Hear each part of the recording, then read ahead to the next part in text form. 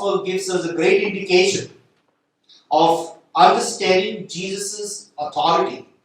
And as Jesus begins his ministry, Jesus' real authority is shown by his teaching and confirmed by deeds of power over nature, like calming the storm, and over the evil spirit.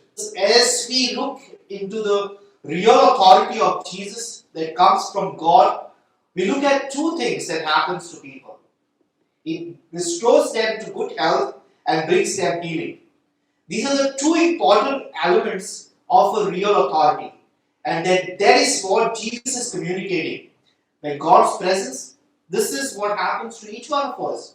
This is what happened to people who were attracted to Jesus. They were restored of their health, good health, and they were healed. And as we go ahead to this entire passage, this is what we discover. We discover Jesus in a synagogue. Now, Jews believed in one temple, but they had lots of synagogues all over.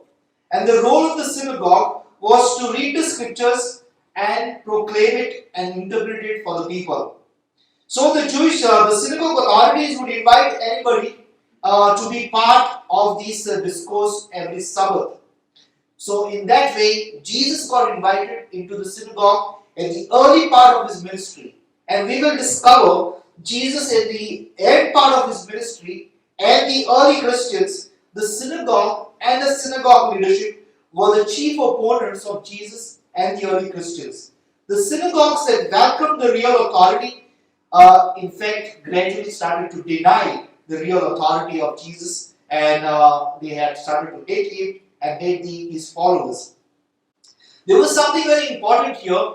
There was this man with unclean spirit in the temple. We hear it and we don't pay attention. We are invited to pay attention to the details of it.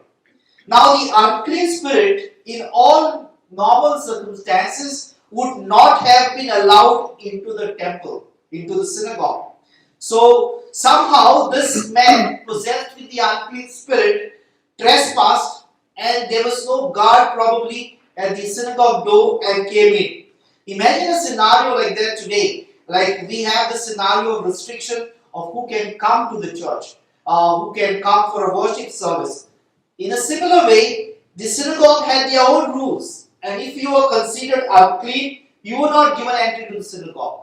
But this unclean spirit, man with unclean spirit, finds his place into the synagogue. This is showing very interesting element of real authority of Jesus to welcome people, to be inclusive. As we go ahead, we see these two important things that Jesus brings about. Health and healing is dependent on one key attribute, and that attribute is holiness. Even the evil spirit called out to Jesus saying, "You are the Holy One of God." The one that sustains all this real authority is holiness. And as I tell you these things, I am also contrasting this theme with the fake authority. The first reading, God is telling Moses and through Moses to all of us that a priest and a prophet he is going to raise up, and he has fulfilled his promise by sending Jesus. He is also telling a job description for a prophet and a priest. And the job description is very clear. You are going to say what I am telling you. You are going to proclaim my voice. You are not going to say something that you think I am saying. And that is a clear distinction. When you have fake authority, they presume or think that they are saying something that God is telling. So lots of people are being led astray by fake authority by telling them something presumptive that God is telling them. And God has a powerful censure. God is telling them, if there is someone who is a priest or a prophet who is proclaiming the word which I am not giving them, I will destroy him with death. I will lead all those people who follow these prophets, false prophets, to destruction. One of the things about real authority, fake authority, is unholiness. Holiness is one key indicator. Whatever actions are being done, they They will bring health and healing, and if you are unholy, it will lead to death and destruction.